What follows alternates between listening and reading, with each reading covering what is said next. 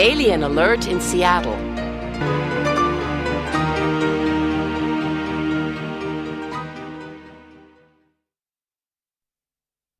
Chapter 6. A Big Decision. Walter was waiting for me at the front door of his beautiful house. Hi, Karen. He said. You can leave Tex outside in the garden. Tootsie doesn't like dogs. I know, and Tex doesn't like cats either, I said, laughing.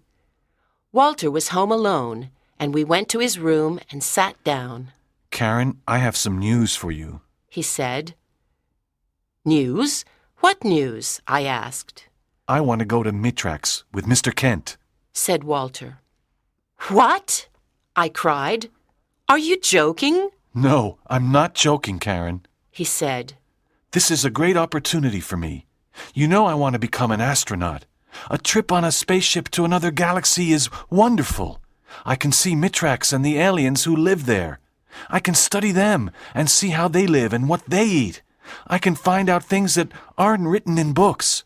This is a great scientific adventure, and I'm lucky I can go. How many people have the opportunity to go to and explore another planet?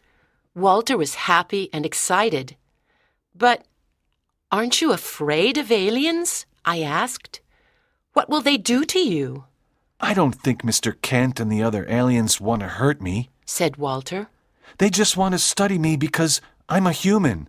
I think I can trust them. When will you return to Earth? I asked. I don't know, he said. But I want to return to see you. Are you going to tell your dad? I asked. He's away on business for a few days, said Walter. I'm going to write him a letter and explain everything. We talked for a long time, and I began to understand Walter's decision. I'll never see you again, I said, and started crying. He took my hand and said, Please don't cry, Karen. I'll come back and tell you amazing things. We were silent for a few minutes. Please don't tell anyone except Barbara about my decision, said Walter. I won't. It's our secret, I said. Here, take my school ring. When you look at it, think of me, he said, giving it to me. I'll always think of you, I said quietly. I put his ring on my finger. Listen, Karen, said Walter. We have to make a plan for tomorrow evening. When Mr. Kent takes the student to the science lab, he won't find his spray. So the student will run away, and he will return to his spaceship with no one. He can't miss his spaceship because it will leave without him. I'll wait for him in the science lab tomorrow evening, and I'll tell him my decision. Good luck, Walter, I said. Walter looked at Tootsie and said, Can you look after Tootsie when I go away?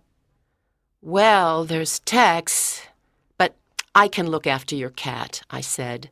I've got a big garden. Thanks a lot, Karen, said Walter. When I got home, it was late, and I immediately went upstairs to bed, but I couldn't sleep. On Friday morning, I met Barbara and we walked to school together. I told her about Walter's decision. She stopped in the middle of the street and almost started crying. Then she saw his school ring on my finger. She smiled and said, He likes you a lot. At the end of the school day, Walter, Barbara, and I went for an ice cream. We sat around a small round table and ate our ice cream quietly. This is the last time we can have ice cream together, said Barbara sadly. The PTA meeting started at 7 o'clock. First, the parents visited our classrooms and talked to some of our teachers. At 8 o'clock, there was a big meeting in the gym with the principal. She was explaining about all the plans for the school over the next year. At about 8:15, Mr. Kent got up from his chair and went to see Barbara's family. He whispered something to them and then to Barbara.